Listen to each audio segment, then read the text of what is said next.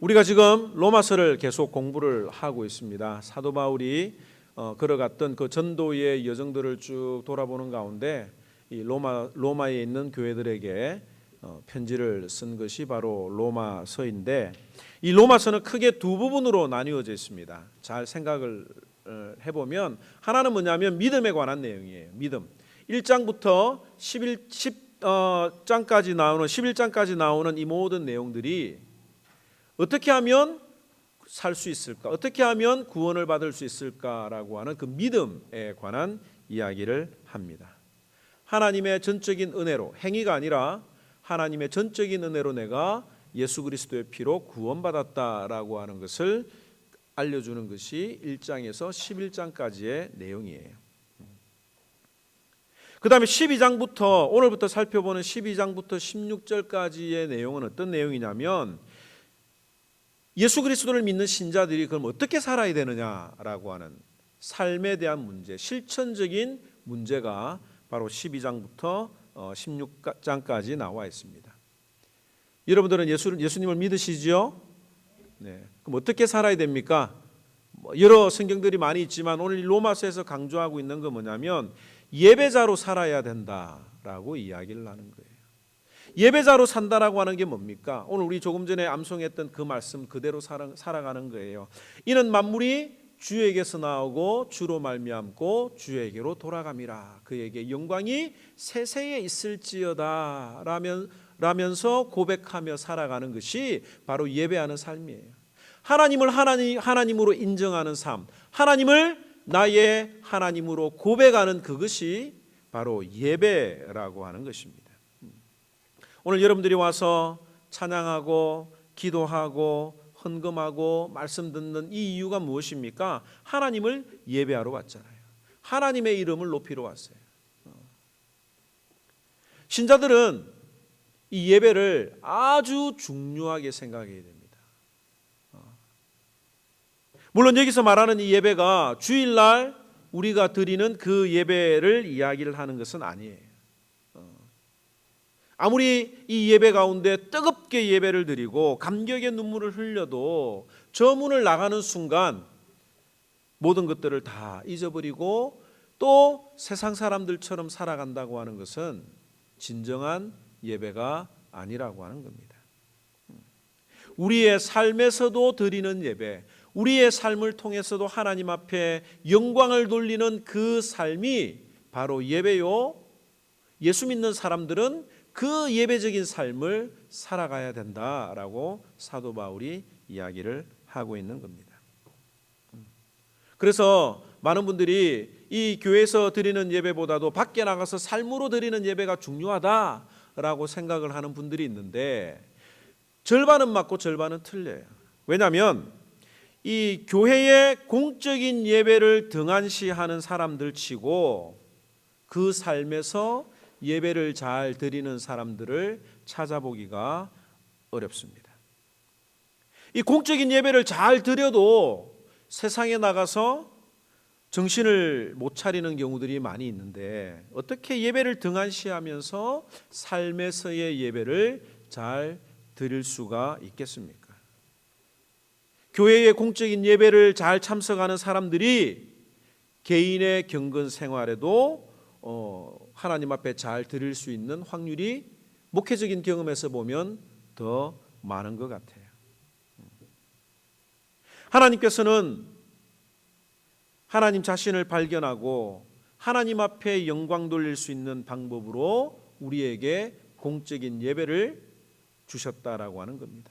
여러분들이 그림 자료를 보면 아시겠지만 이 광야 시대에 이스라엘 백성들이 행군을 할 때에 제일 중앙에 뭘 두고 행군을 했느냐면 하나님의 법궤를, 언약궤를 두고 출발을 하고 멈추었었습니다. 그리고 그 언약궤를 중심으로 동서남북으로 세 지파씩 포진을 하고 또 전진을 할 때는 전진 대형으로 또 나뉘어서 언약궤가 먼저 가는 그런 대형으로 다녔죠. 왜 하나님이 이렇게까지 했을까? 그냥 이렇게 쭉 가면 안 될까? 라고 하는, 꼭 줄을 맞추어서 가야 될까? 꼭 자기 지파들대로 가야 될까라고 하는 생각을 해볼 수가 있을 것입니다. 왜 그렇게 하셨느냐? 매일매일 하루하루의 삶들이 이 언약궤를 중심으로 하나님의 말씀을 중심으로 살아가도록 우리에게 훈련시키신 것이라고 하는 거예요. 늘 그 언약궤라고 하는 건 뭐냐면 하나님의 임재하는 곳, 하나님이 함께 하시는 곳, 하나님의 말씀이 있는 곳이 바로 이 언약궤인데, 그 말씀을 중심으로 하나님을 만나는 예배를 중심으로 모든 삶이 이루어지도록 광야에서 40년 동안 그렇게 훈련을 시키신 것입니다. 그렇다면 예배는 어떻게 드려야 되는가에 대해서 사도 바울이 이야기를 해요. 여기서 드리는 예배뿐만 아니라 삶에서 우리가 어떤 예배를, 어떤 자세로 예배를 드려야 되는가 이야기를 하고 있는데 뭔 것 같아요? 따라서 합시다. 죽어야 한다. 1절에 보면 그러므로 형제들아 내가 하나님의 모든 자비하심으로 너희를 권하노니 너희 몸을 하나님이 기뻐하시는 뭐로요? 거룩한 산 제물로 드리라. 이는 너희가 드릴 영적 예배니라. 거룩한 산 제물이라고 그랬어요. 제물. 희생 제물이 되기 위해서는 한 가지 조건이 있습니다. 뭡니까? 죽어야 되는 거예요. 하나님 앞에 제사를 드릴 때 그 제물이 죽어야 희생 제사가 되는 거예요. 그런데 그 제물을 잡는데 털이 다 뽑힌 상태에서 막 돌아다닌다고 생각해 보세요. 온몸에 피를 흘리면서 막 돌아다닌다고 막 생각해 보시기 바랍니다. 얼마나 끔찍하겠습니까? 난장판이 되는 거예요. 완전히 죽어야 희생제물이 될 수가 있습니다. 그런데 여기 죽는다라고 하는 건 육체적으로 우리가 죽어야 된다라고 하는 걸 이야기를 하는 건 아니에요. 그래서 살아있는 제물이라고 하는 거예요. 그럼 무엇이 죽어야 되는가? 내 생각과 내 고집과 내 감정과 자기를 사랑하는 마음이 죽어야 하나님 앞에 진정한 희생 제물이 될 수 있고 하나님 앞에 예배 드릴 수 있다고 하는 겁니다. 내 생각을 죽이고 주님처럼 생각하는 것, 이게 죽이는 거예요. 내 고집을 죽여서 주님이 원하시는 대로 살아가는 것, 이게 예배자의 모습입니다. 내 감정을 죽이고 주님의 마음을 품는 것, 나를 사랑하는 것만큼 남을 사랑하는 것, 이것이야말로 십자가를 지는 삶이라고 하는 겁니다. 이것이 바로 주님이 원하시는 영적인 삶이요 영적인 예배라고 하는 거예요. 여러분들이 한 주간 사회에서 생활하실 때에 여러분들 자신을 죽여야 합니다. 여러분들 어떤 모임을 할 때 항상 이 모임이 잘 안 되는 이유가 뭐냐면 내가 죽지 않아서 그런 거예요. 내 시간에 맞춰서 내 형편에 맞춰서 하려고 하니까 이게 잘 연결이 안 되는 겁니다. 어제 저녁에 또 지난주에 이 여전도회 2.3 여전도회가 모여서 그 친교 모임을 했다는 모든 분들이 다 참석해서 이 풍성한 은혜를 나누었다라고 하는 그런 이야기를 전해드렸습니다. 왜 그런 일이 가능합니까? 어떻게 그런 풍성한 모임들이 가능합니까? 내 시간들을 맞추고 내 시간들을 조정하고 내 형편을 맞추니까 그 모임이 힘이 나고 살아나는 거예요. 그러면 우리가 하나님 앞에 예배적인 삶을 살아가는데 그 예배적인 삶을 살아가는 것은 내가 죽는다라고 오늘 이야기를 했죠. 그럼 오늘 두 가지를 살펴볼 겁니다. 어디서 죽어야 되느냐? 교회와 세상에서 죽어야 된다. 교회와 세상에서 예배적인 삶을 살아가야 된다라고 오늘 사도 바울이 이야기를 합니다. 3절에서 13절의 내용은 바로 이 교회 안에 있는 지체들, 교회 생활을 이야기를 하는 거예요.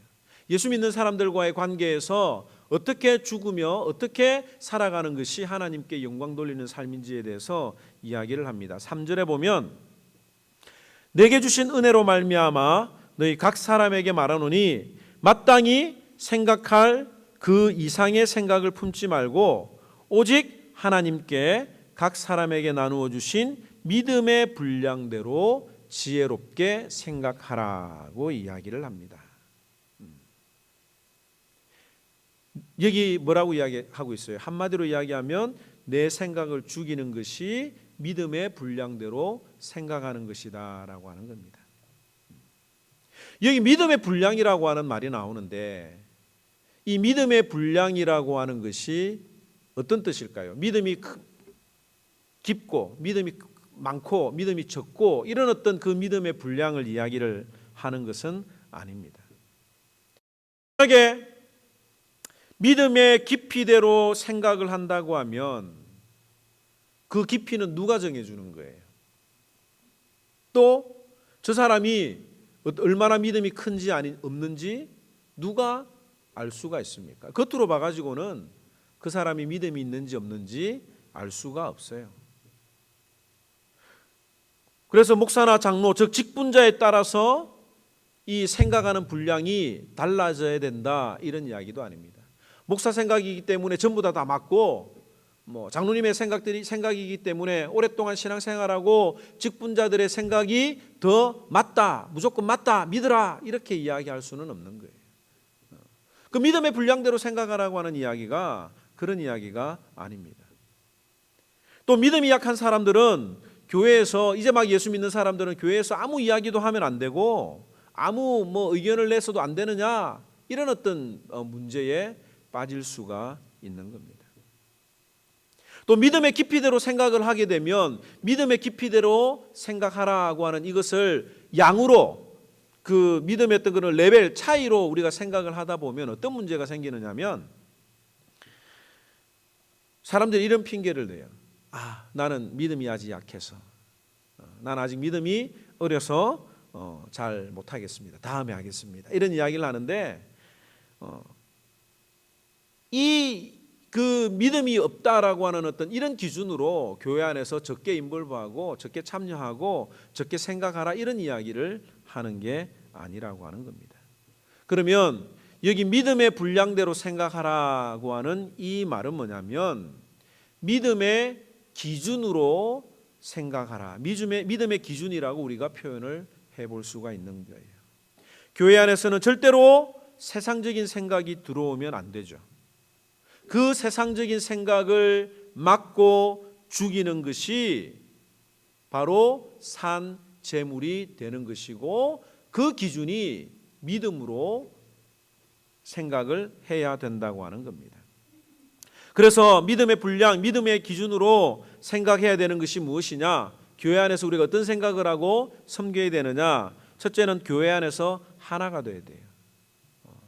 4절에서 5절에 보면 우리가 한 몸에 많은 지체를 가졌으나 모든 지체가 같은 기능을 가진 것이 아니니 이와 같이 우리 많은 사람이 그리스도 안에서 한 몸이 되어 서로 지체가 되었느니라.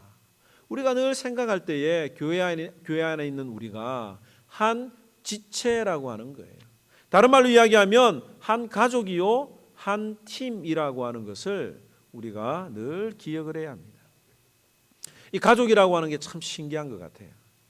오랫동안 연락을 하지 않아도 그래서 다시 만나도 전혀 서먹서먹하지 않는, 또 지지고 볶고 싸워서 막 원수처럼 이렇게 지내도 또 이 가족이기 때문에 다시 만나서 언제 그랬느냐는 듯이 모든 것들이 풀어지는 경우들을 많이 보게 됩니다. 이 교회 공동체도 마찬가지예요. 왜 우리가 살아가면서 실수가 없겠습니까? 그러나 가족처럼 품어주고 가족처럼 챙겨주는 것이 바로 마땅히 교회 안에서 믿음의 기준으로 생각해야 될 첫 번째 조건이라고 하는 거예요. 자꾸 세상적인 생각으로 사람들을 대하면 그런 생각이 떠오를 때마다 자꾸 죽이는 겁니다. 그게 산 제물이 되어서 하나님 앞에 예배드리는 삶이에요. 누군가가 지금 나를 위해서, 다른 분들이 나를 위해서 인내하고 있구나, 기다려주고 있구나, 기도하고 있구나라고 하는 것을 깨닫고 알아야 합니다. 둘째는 뭐냐면 각자 해야 될 일이 있다고 하는 거예요. 믿음의 기준으로 교회 안에서 늘 생각해야 될 게 뭐냐면 각자 해야 될 일이 있다. 6절에서 8절에 보면 우리에게 주신 은혜대로 받은 은사가 각각 다르니 혹 예언이면 믿음의 분수대로, 혹 섬기는 일이면 섬기는 일로, 혹 가르치는 자면 가르치는 일로, 혹 위로하는 자면 위로하는 일로, 구제하는 자는 성실함으로, 다스리는 자는 부지런함으로, 긍휼을 베푸는 자는 즐거움으로 할 것이니라고 이야기를 하고 있습니다. 각자가 다 잘하는 게 있어요.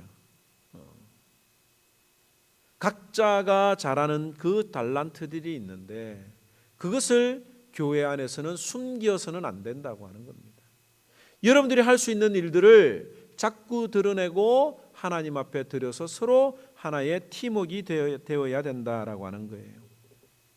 교회 일을 하다가 우리가 낙심을 하고 피곤하게 되는 이유가 뭐냐면 어떤 일들이 자꾸 어느 한 사람에게 집중이 되다 보면 이 과부하가 걸려요. 번아웃 된다 그러죠. 교회에서 자꾸 일 잘하는 사람들에게 자꾸 일을 맡기면 한계가 있잖아요. 그래서 위대한 지도자였던 모세에게도 그 광야 생활 초기에 모세의 장인이었던 이드로라고 하는 사람이 건너와서 이 백성들을 다 상대할 수가 없다. 그래서 어떤 제도를 두게 했습니까? 50부장과 10부장과 50부장과 100부장과 1000부장 제도를 둬서 그 어떤 사소한 문제들은 10부장이 알아서 결정을 하고 또 10부장이 해결할 수 없는 일들은 50부장이 결정을 하고 그 50부장이 할 수 없는 사람들은 100부장이 1000부장이 하도록 하고 그 다음에 그 1000부장들이 할 수 없는 그런 일들은 모세가 직접 판결하고 처리하라고 하는 그런 지혜를 성경에서 얻을 수가 있는 겁니다. 요즘 저와 아내가 이 교회를 하면서 사역을 하면서 피로감을 느낄 때가 있어요. 혼자서 북치고 장구치고 할 때가 있는 것 같아서 좀 힘이 들 때가 있습니다. 목사가 뭐 하느냐? 그냥 말씀 준비하고 30분 그 말씀 준비하는 것으로 다 그게 전부가 아니냐라고 여러분들이 생각하실지 모르겠지만 오늘은 조금 이렇게 이야기를 여러분들하고 나누려고 해요. 주보도 만들어야 되고요, 영상도 만들어야 되고요, 또 예배 준비하면서 다 세링 토요일날 저녁에 와서 또 해야 되지요.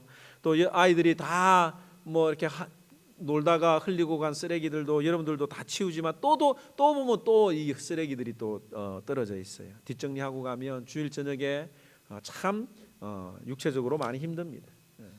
게다가 주중에도 이 교회 사역뿐만 아니라 저도 여러분들처럼 일을 하고 있습니다.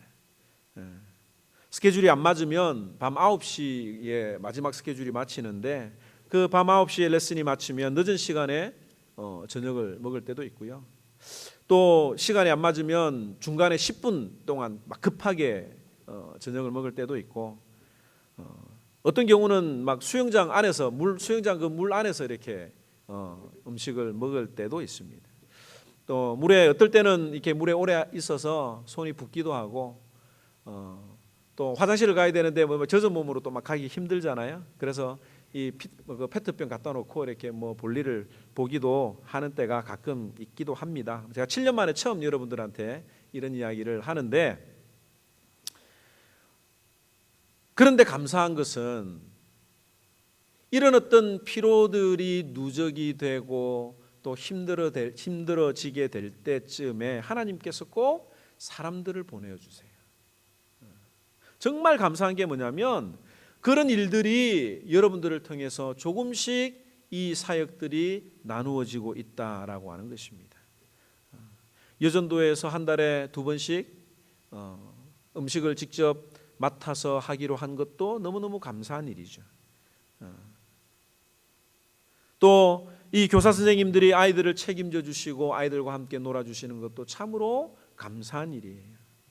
아침에 주일 준비하다 보면 여름 같은 경우는 예배 드리기 전에 셔츠가 다 젖어버리는 그런 일들이 참 비일비재하게 있었는데 예배 때 집중하기가 힘들 정도로 에너지를 다 써버리는 그런 경우들도 있었습니다. 그런데 함께 모여서 준비해 주시는 분들 때문에 얼마나 이 사역의 짐들이 나누어지고 있는지 몰라요.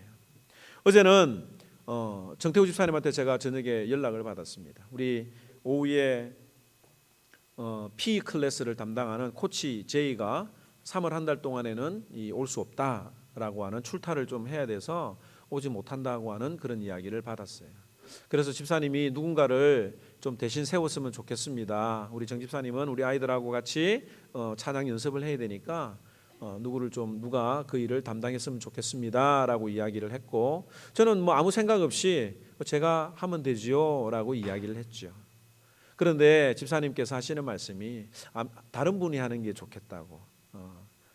그러면서 그 이야기를 들으면서 생각을 하니까 우리 교회에 김민석 씨가 있구나. 김사범이 우리 아이들하고 잘 놀아주고 또 아이들하고 이 체력적인 부분들 가르쳐주면 좋겠구나라고 하는 생각이 들어서 저녁에 어제 전화를 했어요.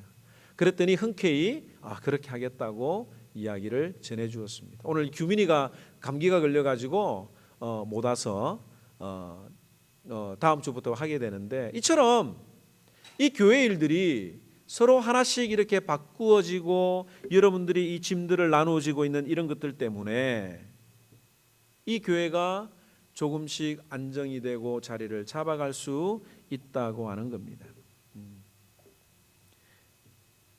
우리가 그래도 여전히 일꾼들은 필요하죠. 교육부 담당 전도사님도 필요하고 또 성가대 지휘자와 반주자도 필요하고 또 여러 많은 분들이 필요한데도 불구하고 여러분들이 다 손을 걷어붙여서 주방 뒷정리하셔서 너무너무 감사하고, 또 기도회를 인도해 주시는 분들도 감사하고, 목장과 기관을 또 이끌어 가시는 분들에게 너무너무 감사할 뿐이에요. 이제는 제가 생각하기를 목장의 리더들과 기관의 리더들을 중심으로 이 양육을 하면 참 좋겠다라고 하는 그런 생각을 하게 됩니다. 이것이 각자가 할 수 있는 그 일을 하는 것이 여러분들이 산 재물이 되는 거예요. 다들 교회 와가지고 편안한 곳에서 서로 손에 물 묻히지 않고 이야기 나누면서 재밌는 시간을 다들 아마 보내고 싶을 거예요. 주일 아침에 여러분들이 음식을 준비해 오는 것이 얼마나 힘든 일입니까? 그런데도 불구하고 그 일을 감당하는 분들을 통해서 교회가 성장해지고 화목하게 운영되고 있다고 하는 거예요. 왜 교회가 이런 희생을 기쁜 마음으로 감당을 합니까? 그 이유는 뭐냐면 로마서 1장에서 11장에 나오는 내가 하나님의 은혜로 구원받았기 때문에 그 구원의 은혜에 감사해서 하나님 앞에 드리게 되는 겁니다. 이게 바로 산 제물이 되는 것이고 그것이 하나님이 원하시는 삶이라고 하는 거예요. 둘째로는 뭐냐면 사랑으로 해야 됩니다. 교회 안에서 어떤 일을 할 때에 사랑으로 해야 돼요. 10절을 한번 볼까요? 10절에 보면 형제를 사랑하여 서로 우애하고 존경하기를 서로 먼저 하며 라고 이야기를 하고 있습니다. 교회 안에서 무슨 일을 할 때에 사랑이 먼저입니다. 뭘 좀 못하고 뭘 좀 부족해도 사랑으로 하면 은혜가 되는 거예요. 지난 주간에 여러분들 햄버거 맛있게 드셨지만 또 어떤 분들에게는 또 입맛이 안 맞을 수도 있겠지만 사랑으로 먹으면 그게 세상에서 제일 맛있는 햄버거가 되는 겁니다. 요한 1서 4장 20절에 보면 누구든지 하나님을 사랑하노라 하고 그 형제를 미워하면 이는 거짓말하는 자니. 하나님을 사랑한다고 하면서 그 형제를 미워하는 자는 거짓말하는 자라고 이야기를 하고 있습니다. 보이는 그 형제를 사랑하지 아니하는 자가 보이지 아니하는 하나님을 사랑할 수 없느니라. 그게 바로 나 자신을 죽이는, 형제를 사랑하는, 그것이 나를 죽이고 산재물이 되게 하는 거예요. 그럼 어떻게 형제를 사랑할 수 있습니까? 오늘 13절에 이야기를 하고 있어요. 다 같이 한번 읽어봅시다. 시작. 성도들의 쓸 것을 공급하며 손대접하기를 힘쓰라.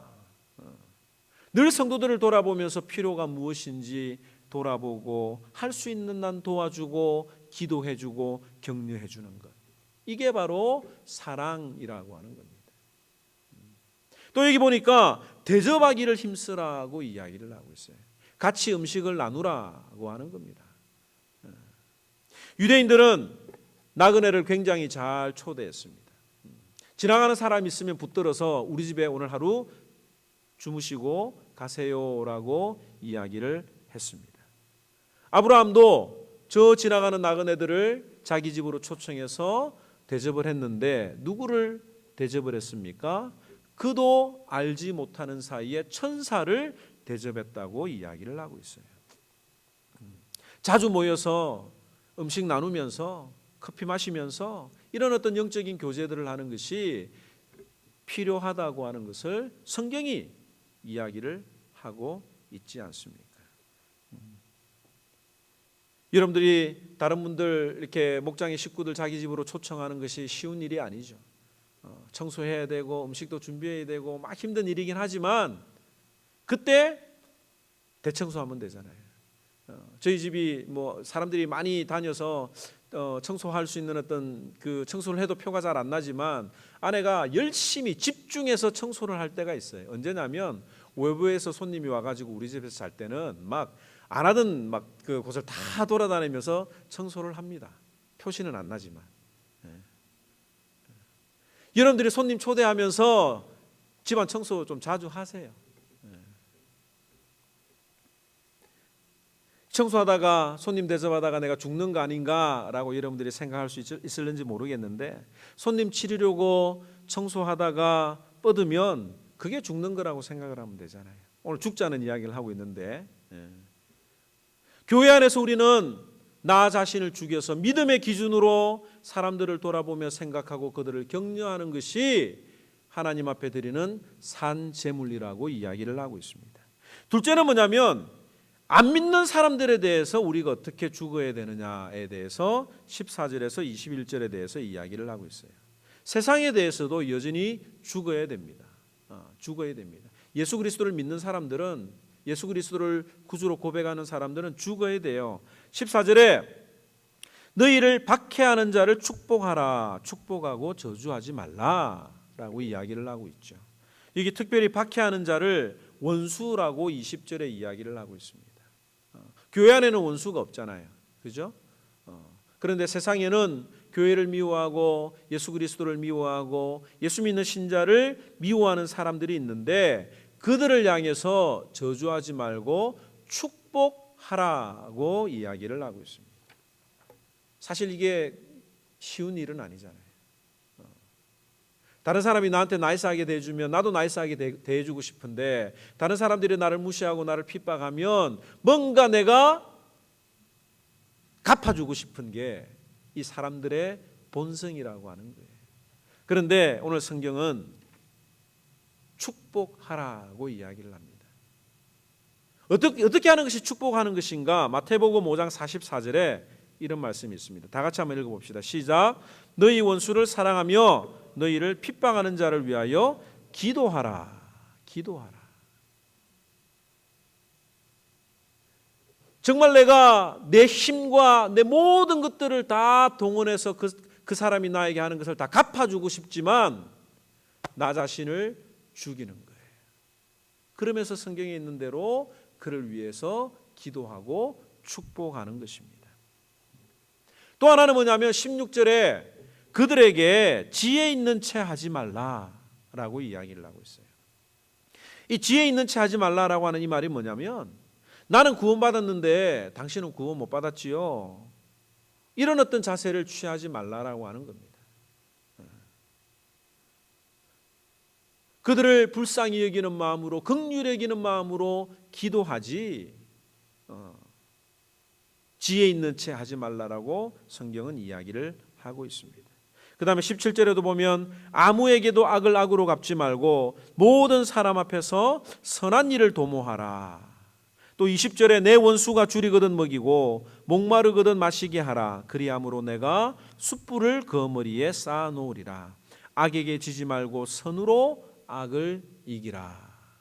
선으로 악을 이기려고 하면 내가 죽어야 됩니다. 20절에 보면 숯불을 그 머리 위에 쌓아 놓는다라고 하는 이야기가 나와요. 선으로 악을 이기면 그 악인에게 숯불을 머리 위에 두는 것 같다라고 이야기를 하는데 이게 어떤 표현일까요? 여러분들 숯불을 머리에 이게 쥐고 있으면 어떻게 됩니까? 예? 꼼짝 못하죠. 네. 뜨거워서 얼굴이 벌개지겠죠.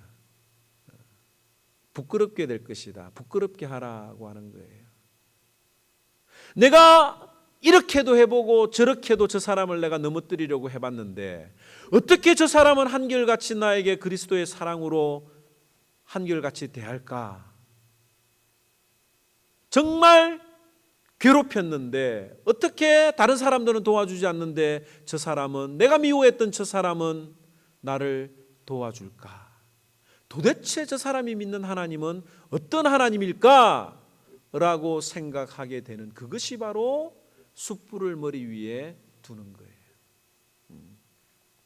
원수를 사랑하라고 하는 말이 성경에만 있는 말이 아닙니다. 세상의 어떤 그런 다른 종교들에서도 그런 이야기를 하기도 하죠. 그런데 성경이 상식적인 이야기에서 끝나는 게 아니에요.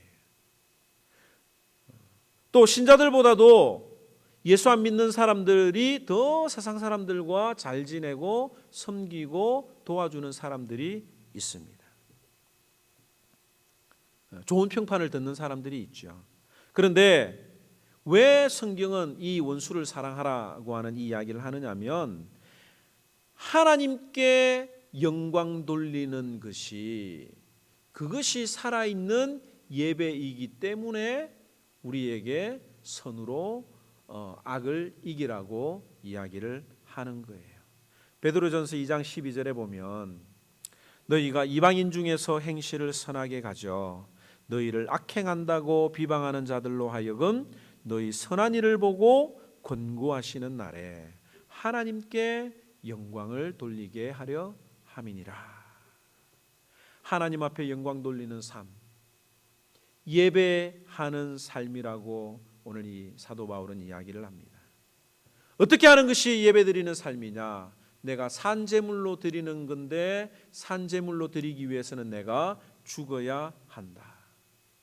교회에서도 세상에서도 내가 죽으면 나도 살고 교회가 산다고 하는 것을, 그리고 그것이 하나님 앞에 영광 돌려지는 것이라고 하는 것을 우리가 다시 한 번 더 기억을 해야 될 것입니다. 오늘 이 말씀 생각하면서 구원은 하나님의 은혜로 일방적으로 우리에게 주어진 것이에요. 그러나 구원받은 사람은 그 은혜에 감격하며 살아가고 노력하고 훈련하면서 살아가야 합니다. 반복적으로 될 때까지 계속 훈련을 받아야 합니다. 어떤 훈련을 해야 되느냐? 2절에 보면 너희는 이 세대를 본받지 말고 오직 마음을 새롭게 함으로 변화를 받아 하나님의 선하시고 기뻐하시고 온전하신 뜻이 무엇인지 분별하도록 하라고 이야기를 하고 있어요. 늘 생각하는 것, 끊임없이 분별하는 것, 무엇을 하나님이 가장 기뻐하실까? 내가 어떻게 하는 것이 하나님이 기뻐 받으시는 예배일까를 늘 생각하는 것. 세상에 따라가는 것이 아니라 하나님의 말씀으로, 믿음의 기준으로, 믿음의 분량으로 생각하는 것이 바로 한 주간 우리가 살아가면서 늘 훈련하고 하나님 앞에 예배드리는 삶을 한번 살아봐야 될 것입니다. 오늘 이 말씀을 들으면서 여러분들의 마음속에 하나님이 원하시는 것이 무엇일까 고민하고 또 하나님이 나에게 원하시는 것이 이것이다라고 마음에 생각을 하시는 분들이 있을지도 모르겠어요. 그거를 붙들어야 됩니다. 하나님이 나에게 이것을 원하시겠지. 내가 하나님이 원하시는 이것을 내가 드려야지. 힘들어도 내가 죽어서 산제물로 드려야지 라고 하는 그런 마음을 여러분들이 찬양을 부르면서 한번 가져보기를 원합니다.